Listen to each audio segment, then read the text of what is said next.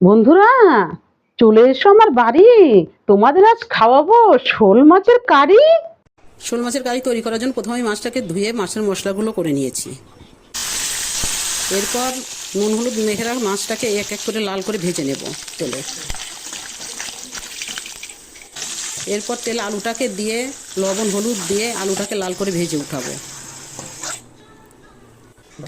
এরপর তেলে তেজপাতা, গোটা জিরে, গোটা গরম মশলা দিয়ে দেব। পেঁয়াজ, টমেটো, কাঁচা লঙ্কা দিয়ে দেব। কিছুক্ষণ ভেজে নিয়ে আদা, জিরে, কাঁচা লঙ্কা বাটা দেব।